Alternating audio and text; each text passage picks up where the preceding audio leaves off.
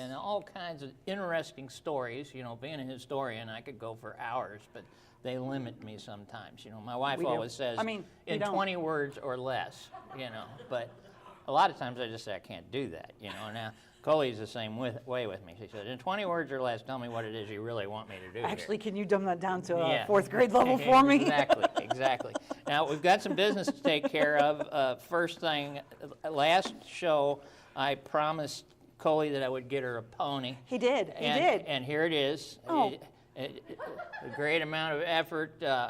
Mark was kind enough to help us out here. And on one of our 3D printers, we printed out a pony for her. This is a lot easier, much easier to take care of. I will call him Beauty. There you go. So very cute. You know, I want to get promises kept, right? I even when I went to go talk to KB on the radio the other day, I told him I was promised a pony. Yeah. Well, you've got a Saint Bernard. You don't need a pony. Well, this makes 2 ponies. I should have got you a saddle for that dog. No, he doesn't like that. We tried that when he was younger. So this will go with my Mustang. There you go. Oh yeah. There we go. Yeah, she's one of those hot rodders. So yeah. So in diving into this thing, we're going to go all the way back to 1800, and Thomas Jefferson, of all people, and he was our 3rd president. And Jefferson had a wish. He wanted to discover a waterway that extended all the way across our continent. He wanted to go from the East Coast to the West Coast, and he was convinced that surely there's a river that'll do that. Now, you know, people have been trying that for hundreds of years. Well, I was going to say, what is this, the Northwest Passage? The Route 66? Oh, yeah, you know. Well, he said, you know, if we can do that, then we can build a system of trade, and, well, it'll be a way to transport goods and services, and, you know, it'll open up the economy for this new country that we've got. Now, what happens is that he decides he's going to send some folks out there to try and find out if he can find this river that goes all the way across, all right? Now, I got to tell you, he forms, it's a military expedition, and we know it as the Lewis and Clark expedition. But what was interesting, to tell you how much he knew about what was out there, he had a couple of requests for Meriwether Lewis. He said, first off, he wanted him to be careful because he was convinced that there were dinosaurs out there. Okay, so, you know, take some weapons with you, and they had a cannon, just in case they ran across a T-Rex or something. And then... I don't know if that would take one out. Oh, well, there's the question, you know. Yeah, me, I just said, I think I'm going to go on a different expedition. I think I'll just sit this one out. I'm not going, yeah. And then the second thing he wanted is, you know, the plan was they would be sending specimens back, and he said, if you can capture a unicorn and send it to the Capitol, we'd appreciate it. So your president is convinced there's dinosaurs and unicorns out there. Are you for real? Yes, you know, and I'm thinking, and this is one of Scout's the most, honor? yeah, Scout's honor, and this is one, you know, the most intelligent people that we have, right? I don't remember reading that in school. Oh, well, you see, you got to come to my class. Evidently, oh, you yeah. got unicorns and dinosaurs. Oh, yeah, absolutely. So, how about leprechauns? You know, I don't know. You know, anybody's guess. But it was like going to the moon is basically what it was like. You know, they didn't have a clue what they're getting into, you know. You're going to send me after dinosaurs. Right. Dinosaurs. Unicorns I'd be all right with. Well, yeah. Dinosaurs, yeah. Well, you know, and I think a couple of times, you know, if there's a really good book.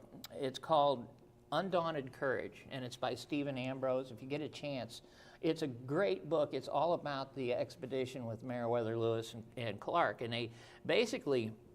it turned it into a story type. It's not just their notes. It tells you the story. And the stories are fascinating. They got up near Herman, Missouri, and they're, you know, got this big boat, and they're pushing it with poles upstream. And at one point, the water is rippling in front of them.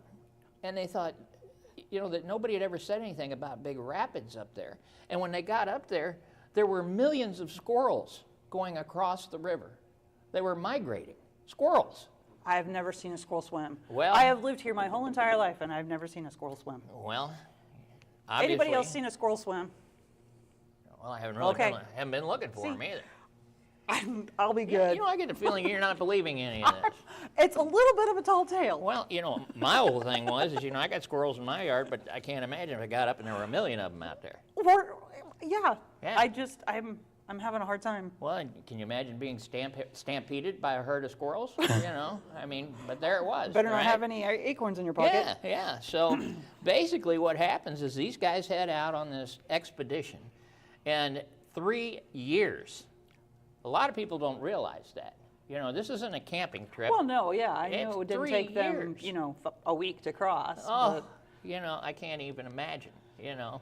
That would and, be- And again, you know, you guys have been, you know, out in the water here, even the little bit of current we get upstream and all is brutal. Can you imagine, you know, poling a great big boat upstream, you know, one length of boat at a time, all the way to the other coast? I mean, unbelievable, right? Yeah. Yeah, I'd have quit real early. I It's wouldn't like have been taking a very good at it. horse out on this lake during 4th of July weekend. There you go. Same difference. Yes, exactly.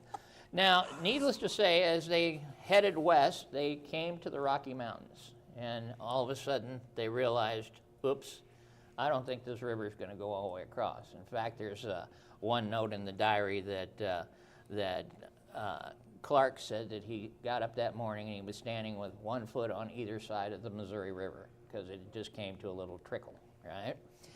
So bottom line is their hopes are dashed, but then they figure, well, how much further can it be? And so they've got to make their way across the Rocky Mountains. There's a whole nother story there with a young Indian woman that was along with them carrying her newborn baby, Sacagawea. And fortunately, they almost died up in the mountains, but what happened was, as they're just about on their last leg, they come over this one mountain, and there's a bunch of Indians down there. And the Indians that are sitting there, you know, they're kind of looking at, who are these folks? And they're on That their would be a little last surprising. legs. Well, Sacagawea is the only one that knew how to speak any of the Indian languages. She goes down there, and lo and behold, the chief of the Indian tribe that's out there scouting for food, you know, hunting, was her brother. Her brother. She had been kidnapped from their tribe and taken out into the Great Plains years before. See, I don't even think I remember hearing that one. Yeah, and so her brother then takes them in and escorts them all the way to the Columbia River, where they were able to showed them how to make canoes, and they made their way the rest of the way to the West Coast. You know, like I say, fascinating stories. I mean, I could go on for hours on that in itself, but bottom line is, here they are, they realize we can't do it. There is no river crossing, all right? So that's going to change plans. Well, they reported back to Jefferson 3 years later, and they said, we're going to have to figure out a different transportation system. And basically, you know, they had a few roads. They called them turnpikes, but it would be about like a gravel path, you know, through the woods here, okay? And basically, they said, we're going to build a system of roads and rivers and railroads. Now, railroads hadn't even been invented yet, but, you know, there was technology in England. He thought, maybe someday we can do something like this. They also started digging waterways, canals. Now, the first mode of transportation that really was viable was steamboats, okay? And basically, these river boats, in 1800, the only practical way to travel and to trade across any kind of long distances was to use the rivers. The rivers were the highways, okay? And that's one reason why Missouri became the jumping off point for the West. It has, you know, the Mississippi River and the Missouri River that runs all the way across, Right. and that's like two super highways. And so it was only natural that industry and technology, everything would move in that direction, okay? And the economy basically got its jump start out of Missouri, Right. For anything heading west, okay? Now, Americans, like I say, they're looking at this and they're saying the biggest problem we have is bulky goods. In other words, if you got a lot of grain or something you want to transport, cattle, whatever it is, and so the rivers became the main viable source, okay? And so naturally, where any of the cities built up was along the rivers. You know, in this area, Tuscumbia, a great example. It was a boom in town. It was. You know, and you know, really, it's one of those that it's a great story and that you get to see it flourish. And then once the railroads came along, boom, all it went, right? Mm-hmm. Now, most of the traffic on the Mississippi was all downstream, needless to say. On the Mississippi River, you ain't going to pole your way back up this thing. Now, basically what would happen is everything from the Ohio Valley all the way up to Chicago would go down the Mississippi to New Orleans, and New Orleans became the biggest port because from there they could load all the goods on and ship them to Europe and you name it. Yeah. Okay, so big money deal. All right. Now what's interesting, I didn't realize this. The guys that took these boats, basically big flat bottom barges and stuff, and floated down to New Orleans, when they got there, they walked back. So every day when you're flowing along saying, this is a nice ride, you got to realize I got to hike all the way back again and get another barge. Yeah, that's quite a hike, right? So, okay, you can't go, it'd be hard to paddle back upstream. So how did they get the barges back upstream? They didn't. So they just sat there in the New Orleans port? Broke them up and used the wood and everything down there. Or made them cart it back? Nope. No? Nope. They just go make more barges and bring them down, yeah. And Interesting. that road that they hiked back was called the Natchez Trace, yeah. So I was wondering where go that figure, came from. right? Well, lo and behold, in 1807, some crazy man, guy by the name of Robert Fulton, he decides he's going to invent this steamboat, the first steamboat, all right? And it was called the Claremont. And he basically, the first little run he did was from New York City up the Hudson River to Albany, all right? And everybody said, well, it's a really neat toy, but it's never going to be viable. It's not going to work, all right? Now, Fulton, basically, he's taken a lot of abuse. They called his boat the Fulton's Folly. That's never going to work, right? Well, the Claremont made the run of 150 miles at about 5 miles an hour, proving that indeed it could do the job, all right? And thereafter, the use of these steamboats just took off like wildfire, okay? And all of a sudden, these steamboats could make this run to New Orleans. They could go all the way up, as far north as Ohio, and by 1830, there were more than 200 steamboats running up and down the Mississippi River all the time, okay? So this was quite the deal, yeah. Now, they were invaluable for the trips upstream, and the guys that were hiking back were going, yay, yay, hurrah, right? And now all of a sudden you could have things coming in from Europe that could be transported upstream and up into the Ohio Valley and into the Midwest and all, okay? So, it opened up the economy and trade something fierce, okay? Now, villages at strategic points all along the waterways evolved into major towns, okay? Right. That's where everybody River towns basically, and river cities. congregated. Now, and the steamboats were a heck of a lot more comfortable than other forms of transportation, Right, yeah, your horse, ride that sucker all the way down to New Orleans and tell me how comfortable you are, right? Still thinking we could have the buckboard and there you go. travel the Oregon Trail. Yeah, not going to happen. Oh, come on. Yeah, well, another steamboat comes on the scene that became kind of famous, and that was the General Pike. Now, this is my kind of steamboat. It was launched in 1819, and it had marble columns, it had pianos, thick carpets, ornate It was a precursor mirrors. to the Titanic. Yes, pretty much, yeah. But this thing is huge. It would be these, and everybody copied it. And now all of a sudden you've got all of these luxury steamers, is what they called them.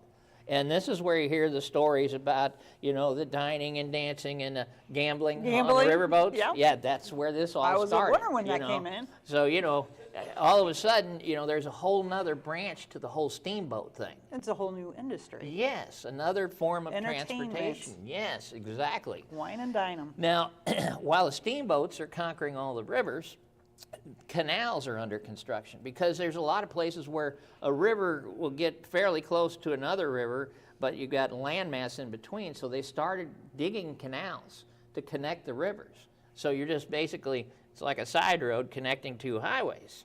And so they started doing that, and in 1817, New York legislature endorsed Governor DeWitt Clinton's plan to connect the Hudson River with Lake Erie, and they created the Erie Canal. Now, I got to tell you, I had the opportunity one time to go and look at the Erie Canal. Mm-hmm. It was a transportation trip, and we were looking at the history of this, and I thought, this is going to be something. I'm thinking Panama Canal. I'm thinking Suez Canal. No. I mean, it's Think of the creek that runs behind your house. It's a ditch. I mean, we pulled up in this big bus in front of this little neighborhood, little bitty houses, and we walked through this guy's yard and go back there, and here, I mean, it's not as wide as from the couch right here to this wall. That's how big it is. It can't be 30, 40 feet wide, all right? And I'm thinking, well, okay, so, and they had a little barge waiting for us with an outboard on it, and they're going to take us on the Erie Canal. Well, I hopped on it with everybody else, and I looked at the captain, and I said, how far is it to get to the canal? And he said, you've been on it for 20 minutes. That was it. I mean, it's a ditch. And I said, are you kidding me? And he said, no. He said, you got to understand. He said, when we dug this thing, we didn't have, steam. Well, there was no they didn't steam have shovels. caterpillars or anything. Right. No, there he was said, not anything. and when you're digging a by ditch hand. by hand with a shovel, 6 foot was deep enough. So- They're saying, I've done enough digging today, and So how is wide does it need to be? And he said when it started, it was pretty wide, but he said the further they went, they thought, heck with this. So is it kind of like Missouri's wonderful ground here, and it grew rocks? Pretty much, yeah. And then they didn't have any steam-powered barges or anything. Right. And so it's so narrow, to give you an idea, they had paths down both sides of the Erie Canal. And what they did is they had mules or horses. And on either side, and they would run a line to the front of the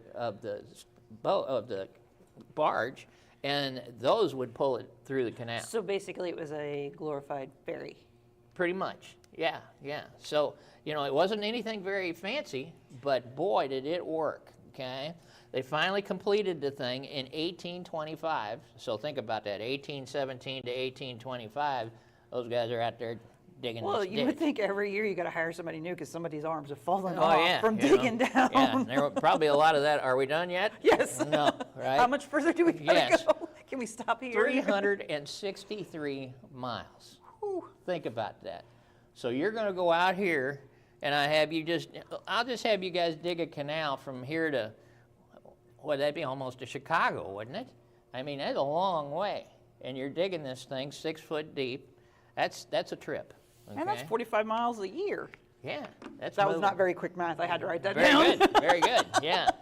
Well, when they completed this thing, the canal reduced the travel time from New York to Buffalo, New York, from 20 days to 6 days, all right? And now you can load down these barges with all kinds of goods, grain, cattle, whatever you got. And again, huge boost in the economy as a result of this technology, if you will, Right. all right?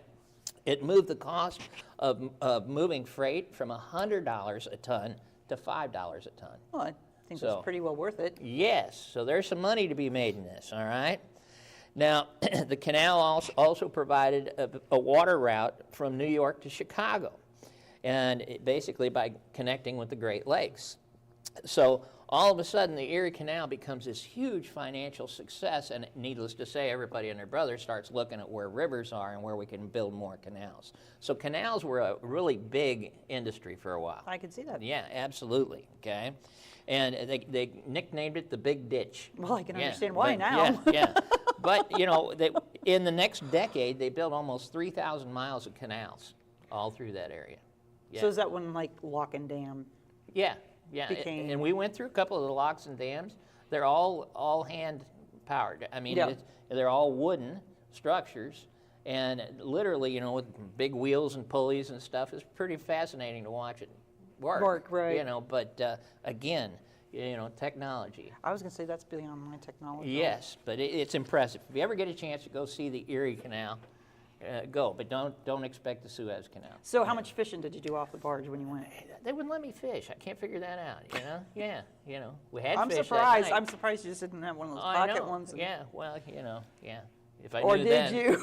Well, I'm not saying. Yeah, we did a lot of things on that trip. So, basically, Ohio built the Ohio and Erie Canal running from the Ohio River to Cleveland. Indiana built the Wabash and Erie Canal. Both were feeders and suppliers for farmers west of the Appalachians. And so now all of a sudden the farmers have a ready market for all of their goods. Now, what's going to do away with this is the railroad, all right? All of a sudden, they come up with the railroad.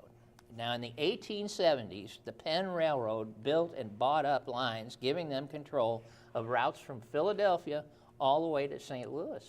Yeah. And so the big thing about railroads is you didn't have to depend on rivers anymore. You could build a town wherever you wanted to. That's true. If you can get a railroad to it, yay, okay? And so that's going to change things significantly. Just a little bit. Yeah. Now, basically, these railroad tycoons are seeing there's big money in this, and so they start buying up all the smaller railroads. And this is where you're going to hear about your Rockefellers and your Vanderbilts. That's where all these big wigs are going to come in because they've got the Industrial Revolution and absolutely all of that. Now, when the lines got complete control, or prior to them getting complete control, they would turn around as they're trying to buy out the other guys. They would drop the prices down next to nothing. I mean, because they've got money to begin with, right. So they'd turn around and say, well, I'm going to ride on that railroad. That one's a lot cheaper, and I'll ship my stuff on that one. But as soon as they had control of all the railroads, right through the roof. And they're the only game in town.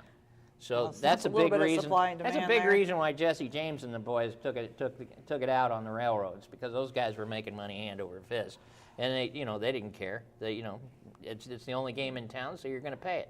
That's the way it works. Highway robbery. Right. Railroad robbery. Exactly. Now, once the northern lines were controlled by these railroad tycoons, they looked south, and in the 1800s, they built another 25,000 miles of track.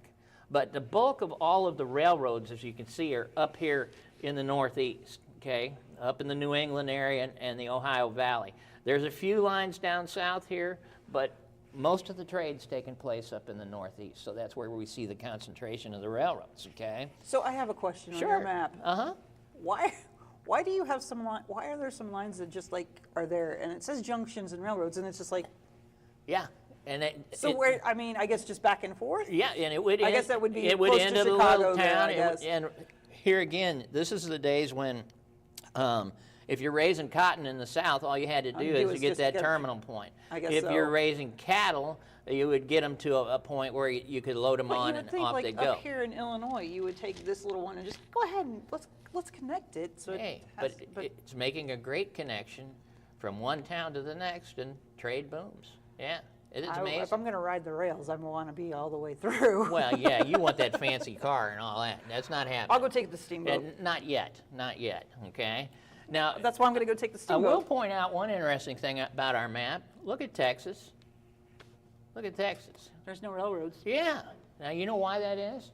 Because the people in Texas said the federal government is the one that's building these things. And the people in Texas said, as soon as the federal government comes in here and builds us a railroad, they're going to think they can tell us what to do.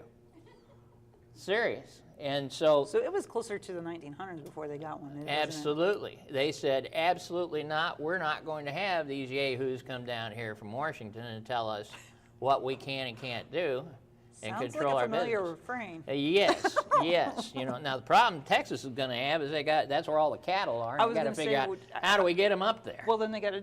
I'm sure we'll do that. Yes. The cattle drives. So, and we'll get to that. Now, during the Civil War, the Union Pacific was built westward of Omaha, and the Central Pacific was built eastward from Sacramento. This is the Transcontinental Railroad. This is Congress decided we want a railroad that goes all the way across the country. All right? Great idea. Did they forget about the Rocky Mountains? Kind of. Okay. Yes. The first survey crew they sent out didn't take any elevations. They came back with all the path of where they were going to go, and they said, this is where we think it should go. And somebody said, well, they got the ditch diggers that? From the Erie Canal to go dig a hole. Because the guys that did the survey and didn't know anything about railroads, they said, can it go up a mountain? No. At best a 2% grade. And they're thinking, we're going to have to look at this again. All I can think about is the train and the Polar Express, and it goes up. Yeah, it's basically the same thing happened. So back out they went. See, that one can do it. Well, they had to go back and survey it again and say, you know what, maybe this isn't going to work here. It's a little bit bigger than And so that came up with a lot of different ideas. Thomas Jefferson and the guys got together and they said, well, maybe we ought to look for different routes. And at one time, Jeff Davis was a senator from Louisiana. He wanted to run it across the South, across Arizona, New Mexico, out that way because it was flatter. Now, of course, you had people in the Midwest are saying, have you seen Kansas and Nebraska? you know, yeah, you're good, you know, until you get out to the Rocky Mountains. And then there was another bunch up in Chicago that wanted to run across the northern part. But eventually they decided, all right, we're going to run this run, and we're going to start at Sacramento on one side, and we're going to start in Nebraska on the other, and bring them together. In the middle? Yes, and pray that it doesn't do that when you I was going to say, isn't that what happened, though? No. Promontory Point is where they finally met up in Utah. If I was drawing that line, that's not what would have happened. That's it would have been that's off why like we this. didn't let you do it. You see, it's a good thing. That's right. It's a very good thing. So the Union Pacific laid 1,086 miles of track, while the Central Pacific laid 689 miles. Well, the reason why is because those guys are the ones got to go through the mountains. Yeah. I was going to say, that seems a little unfair, but now that you say that... Yeah, it was a little tough, right? Makes a little bit more sense. And so they drove a golden spike at Promontory Point, and everybody goes, huzzah, right? Yeah. Well, 1873, a Great Depression hit the country, and eventually 3 more lines were built the same way. Okay, the Northern Pacific in 1864, the Atlantic Pacific in 66, and the Texas and Pacific in 1871. In essence, Congress got what they wanted. They had 4 lines, one high, one about Nebraska area, one a little bit lower, and then one ran all the way down along the bottom. Okay, so that was the intent, and it worked. Okay, and like I say, again, just like the steamboats, these railroad guys are making an absolute killing. Now, by 1918, the U.S. had a rail system that had 200,000 miles of track. 200,000 miles. That's doing something. That's quite a bit of track. Yeah. Here in Missouri, we made a fortune selling timber because being the jumping off point here, we clear-cut tons and tons of timber. A lot of it was cut along the Osage here and floated downriver. This is where Columbia made a lot of money, but we floated it downriver to where they could eventually pull it out and use it to cut into ties for the railroads that were being built to the west, okay? And so that was a big industry for us all through the mid-1800s all the way up to about 1890. Right. We were making ties, okay? And again, these weren't the kind of creosote ties we have now. You know, this is just raw timbers, and so they only lasted about 3 years, and then you had to replace them. Yeah, that's something a lot of people didn't think about, right? Now, again, the 19th century American culture, railroads were more than just a way to travel. Trains also found their way into the works of a lot of the famous writers. You know, it had Ralph Waldo Emerson, Nathaniel Hawthorne, Walt Whitman was writing poems about traveling by rail and all these adventures and everything. That was the way to travel. Okay, that was the big thing, and you got to see a lot, right? You know. Right. Now, in 1876, the United States celebrated its 100th birthday, and by now there were all kinds of ways for people to move from one point of the country to another. It was relatively easy, and you could transport goods real easy. So it connected farms and towns and cities. The whole flow of business, everything changed as a result of the railroads. Now, from there, workers finished the first Continental Railroad back in 1869, and it's interesting to note that here in Missouri, I still can't quite figure it out. It was 1869 that the railroad made this transcontinental connection. But bear in mind, 1861 to 1865, the railroads had to stop because of the Civil War. And as far west as you could go on a railroad in the United States was Tipton, Missouri. Tipton. And if any of you have ever been up, if you take Highway 5 up to 50, there's a little brass plaque on the side of the road, which we never want to stop and look at. But it was the launching point for the Butterfield stage. So you could take a train as far as Tipton, and you got on a stagecoach and went west from there. Yeah. Interesting. Yeah. So, I mean, you know, I'll have to, the next time we go up that way. A lot of Missouri history, to say the least. Yeah, not far from there. I'm trying to think of the little town. It's between Sedalia and Tipton. There's a spot where Jesse James and the boys robbed their first train. So, yes, we were very active in the transportation business back Obviously. then. Yeah, so kind of interesting facts about Missouri. Again, you study history in Missouri, and it all just seems to, all sorts of things tie back to big things that happened. In the middle of the United States. We're the jumping off point, We're the jumping right? off There point. you go. You make it to the middle. Yeah. Hey. Now, here's a fascinating story. You know, and like I say, I got thousands of them. You know that, right? What? Her biggest problem is, you know, calm down, Jim. We'll do this one. All right. Cattle drives. Like I said, Texas has all the cattle. And they've got, you know, these great big monsters. You guys have seen them with The longhorns. The longhorn, right? Somebody said one time it was, when you butchered one of those, it was 10 pounds of hamburger and 2 tons of bones. Bones and horns. Yeah. So, but the good thing about those critters is you could take them on a cattle drive, and they could fend for themselves against coyotes and any predators or anything. Well, yeah. Yeah, you know, and so I would be a little intimidated. If yeah, and they something didn't with the need, horns came at you know, me. coming out of Texas, they didn't need near the amount of water and forage to make these trips. And so what happened is that the people in Texas realized that cattle, these longhorn steers in Texas, would bring $3 a head. If you could get them north to Chicago. I was going to say, that's the problem, getting them north without losing heads of cattle, because you're going to have to overtake to make what you need. Right. You know, when you come to river crossings, the Brazos and all that, you're going to lose cattle, you're going to lose things if it's flooded. There's just, you know, Well, what if any it number. storms? Yes. And then they stampede. Right. Well, you could lose help. Yeah, you're out. It's you and 4 other guys and 100,000 of these things with big horns. Yeah, on them. no.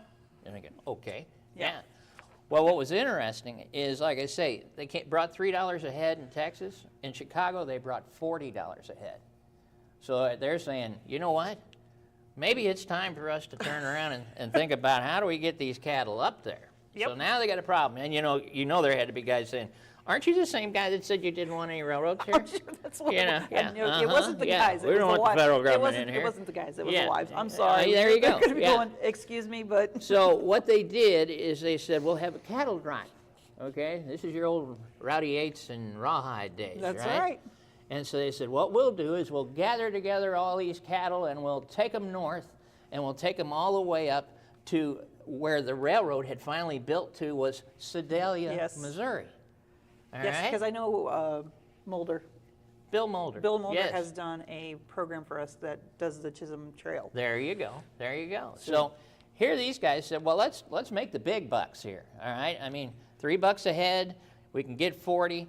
They set out in the fall of 1866 with 260,000 head of longhorn cattle. 250,000 of these beasts. And they head out on the trail. All right. And everybody, you know, word's spreading quickly, you know, here they come.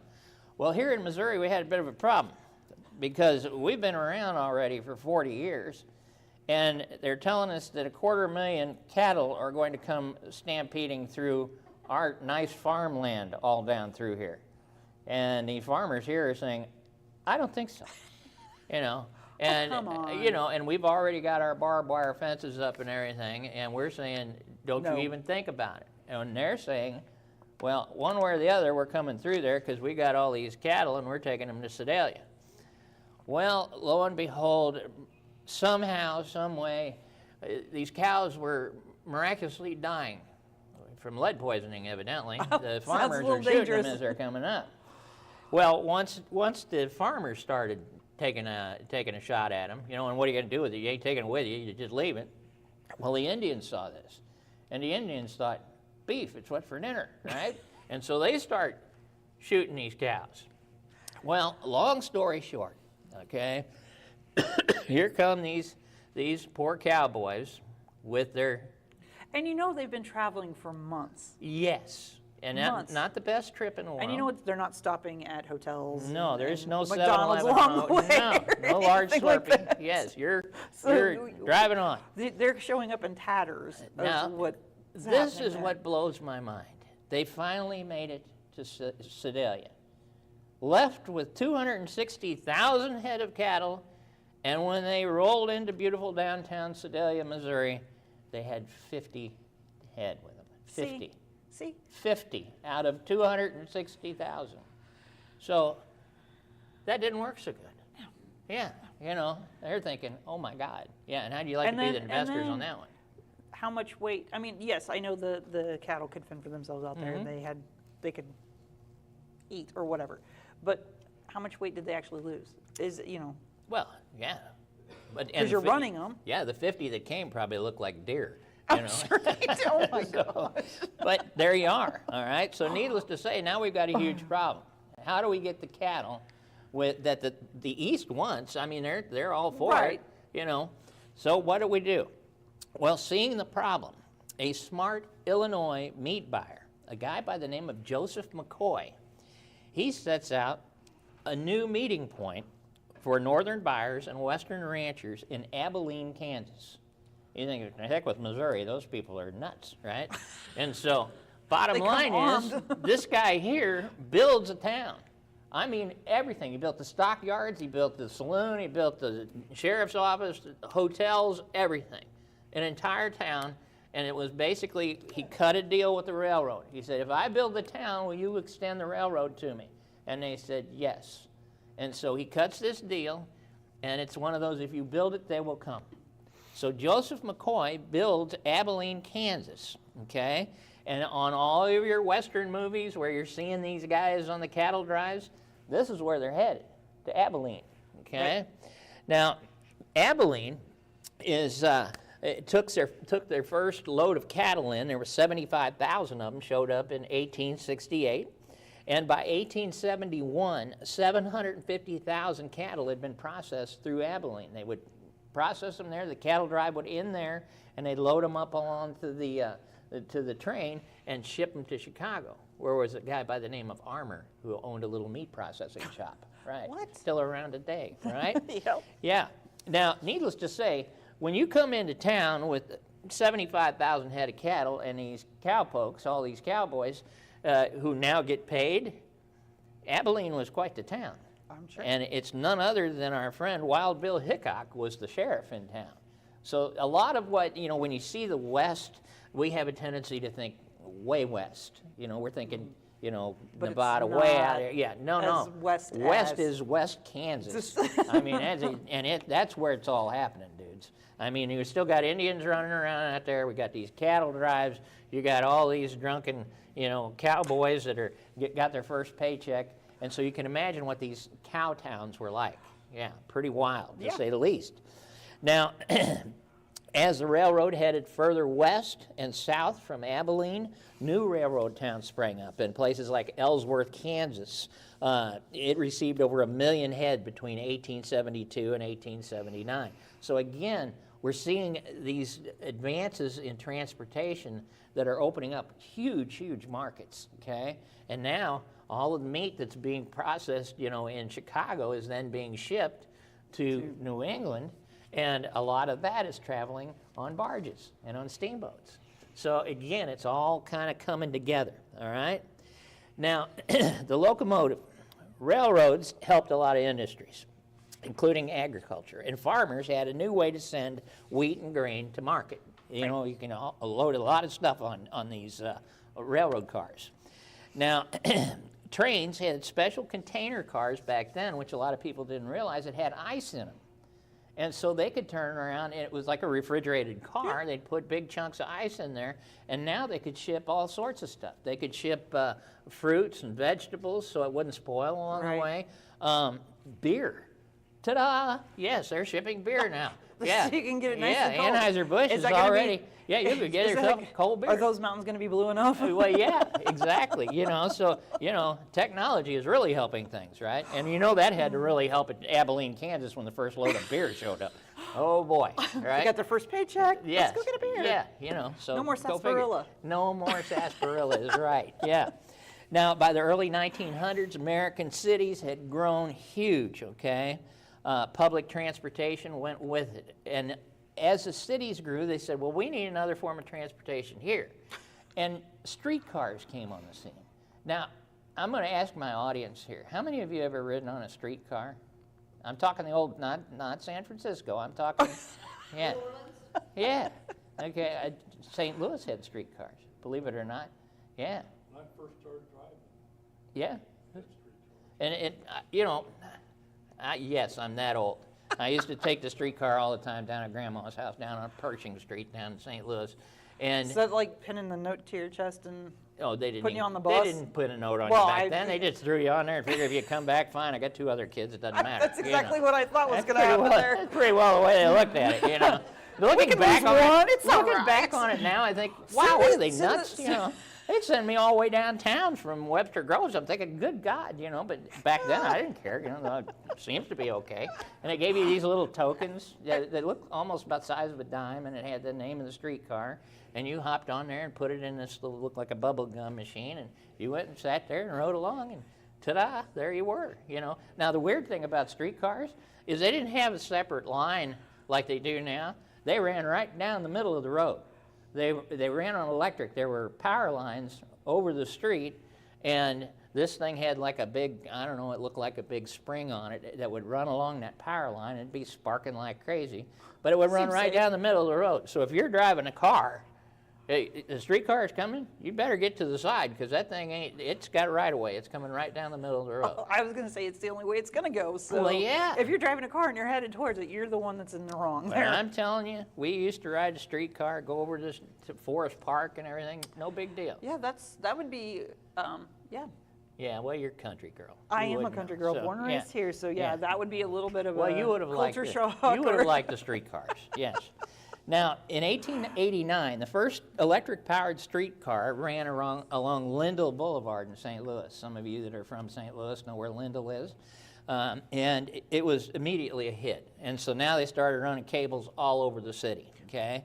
And by the 1920s, there were 1,650 streetcars rumbling along 485 miles of tracks in and near the city. A lot of where this new I don't even know what they call the thing. You know, they've got something looks like a tram or something in St. Louis. Anybody know? You know, it's the metro or whatever they call it. Everywhere where that thing, basically where you run through some tunnels and stuff, those are from the old streetcars. Yeah, they just basically picked up where they'd left off. Actually, that's a pretty good idea, though. Yeah, and you know, like I say, everybody was using them. They ran across the Eads Bridge and the McKinley Bridge, went down almost every street. You know, like where buses go now, streetcars used to go, is what makes was sense. happening. Yeah. Now, along with this came, you know, with streetcars came buses and automobiles, and the ridership on the streetcars eventually just plunged because they thought, well, you know, a bus can go places a streetcar can't because we don't have lines everywhere. And automobiles, that changed the whole game, okay? So around 1966 was when the last streetcar ran in St. Louis. So that ought to give you an indication. Yeah, and I was already... Pretty cool, though. I was already in high school by then. So anyhow, but it was fun while it lasted, to say the least. Yeah. Now, soon people began to drive their own cars, all right? And Nelson Jackson and his friend Sewell Crocker were honored as the first guys to cross the United States in an automobile. Can you imagine? Their trip in 1903 lasted 63 days. Yes. That's a long car trip. That's a long. Are we there yet? Are we there yet? Yeah. That's where that started. You notice they didn't take any kids with Right. them. You know, yeah. Somebody would have died. Yeah. You know, yeah. And it was two guys. It wasn't a guy and his wife. Yeah. Giving directions. Right? Did that come out loud? Never mind. All right. We were the first GPS. So. Yes. But they were smart. They took their dog Bud along with them. So Yeah. Bud and these two guys, there they are. You can even see Aw, Bud up Bud's front. kinda cute. Bud's up front there. He's like, yeehaw. This Are guy we- does not look too happy. He must have lost the short. Yeah, got he's the short sitting there straw going, because he he's didn't the get guy to that's drive. going, are we there yet? Yeah, no, not yet, right? Now, Where are we? needless to say, it proved that you could do it. And so now more and more people are looking into it. Well, let's get a car, right? I'm digging that headlight on there. Yeah, that's cool, isn't it?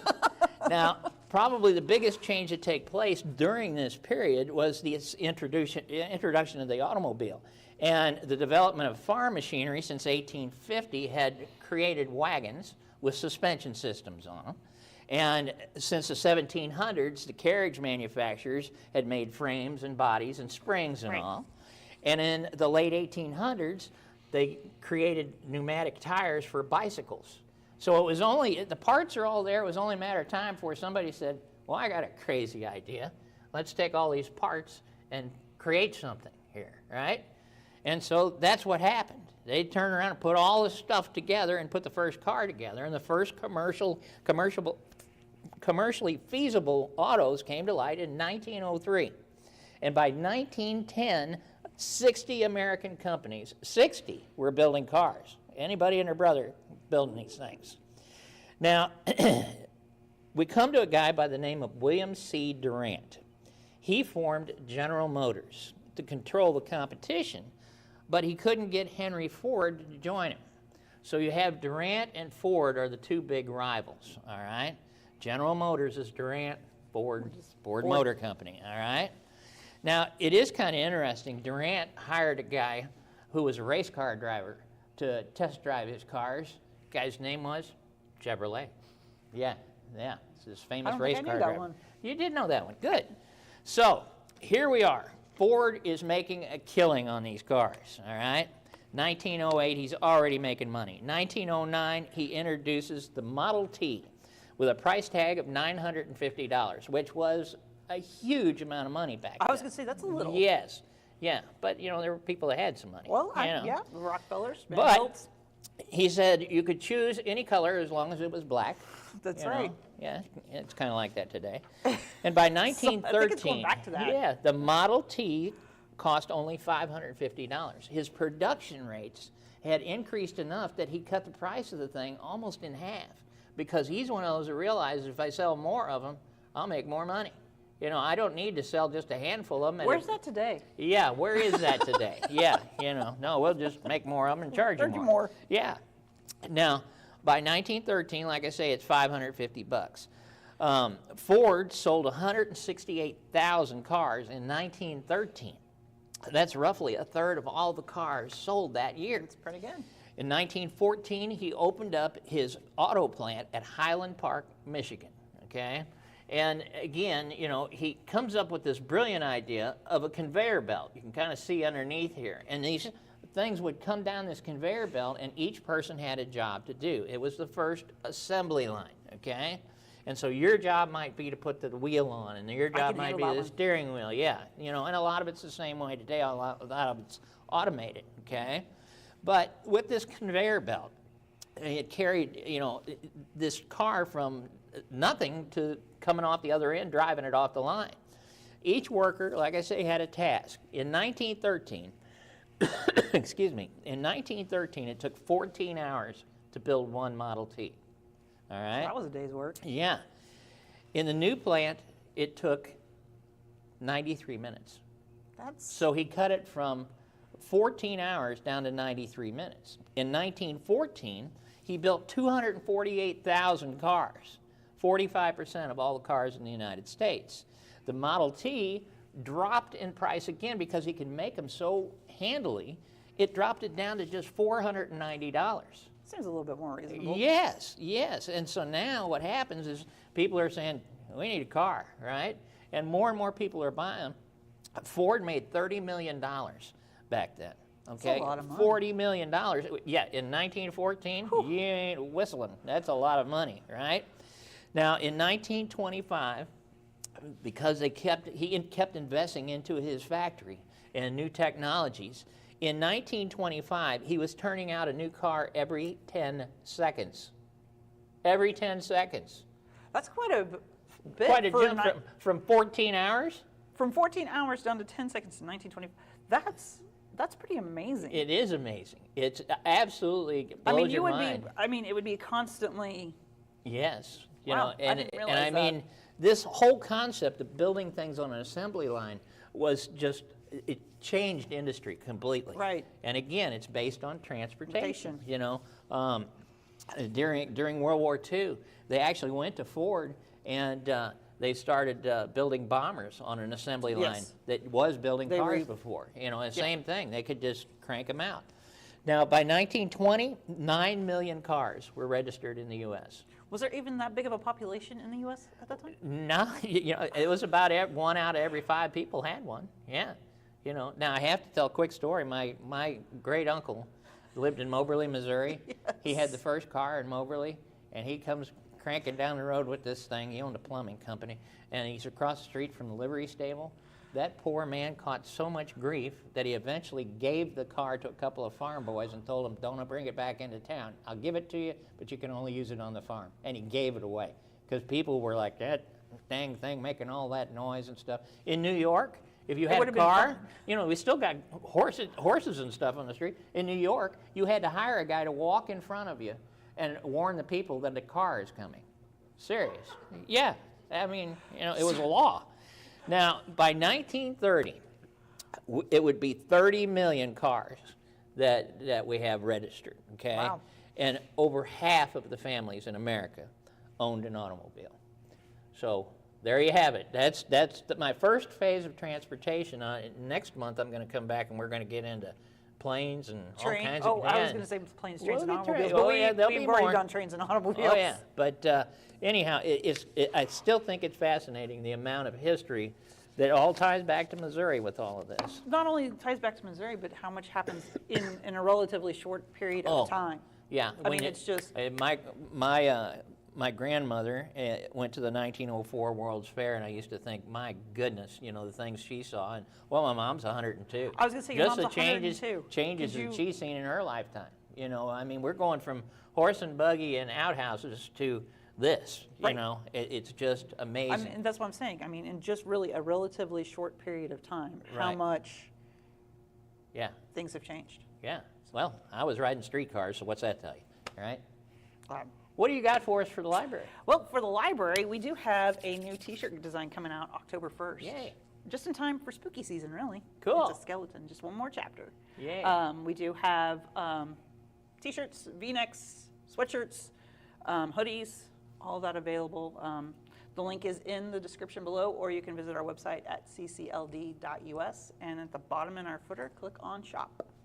Cool. So the other thing that we got coming up is our trivia night. I know it's kind of a ways off. Yeah. It's in March of next year. Yeah. But we're looking for teams. We're looking for sponsors. We're looking for so kind of build a little bit more excitement this year. You bet. Yeah. So I know we've been kind of tossing around ideas of doing a silent auction, giving away more prizes, having teams that come in to participate, kind of challenge each other. Best dressed group, best. Yeah, the last one we had people dressed up like dinosaurs. We did. Yeah, we did. Awesome. We had yes, we had those. And actually, our reigning champs, Team Truish, will be back. Good. As far as I know, they'll be back. Good. To challenge the librarians again and other teams to see who is the smartest team out there. We're talking about giving away prizes for best decorated table.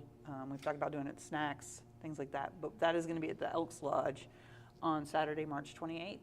Great, great. Some people may be asking, well, where's the money go? Well, the money goes to programs. For and children's. We have just tons of children's programs. Dickerson Park Zoo and just any number of different groups come in and they charge a fee and their costs are going up. So, we're doing what we can to try and come up with some promotional things like the T-shirts and also that we can put it towards the programs so that we can continue to provide all of those different programs for the kids and everybody. And they're a lot of fun, and we really, really enjoy having everybody, but like everything else, there's a cost. And we're kind of like, I like to tell people we're like on Social Security. We get, our tax base stays the same, so we don't get any big raises or anything. And, we're doing what we can to try and keep the buildings open and running and new roofs and new air conditioners and you name it. But the programs for the kids, that's our number one priority. And so that's where all the money goes for these sort of things. And we appreciate the community's support on all of it. So if anybody wants to sponsor our trivia night, you can contact me or Jim or Vicki or get a hold of your local branch manager and let them know that you want to support us in any way you can. That's right. Great. That's all I've got. How about you? That's all I got. So next month is part 2. More stories. All right? Yeah. You can imagine. Yeah. blimps and I got my planes. pony. I'm good. There you go. I may even build a highway the next time. Woohoo! Okay. Nice. Thanks a and lot smooth. for joining us. Thank Appreciate you. it.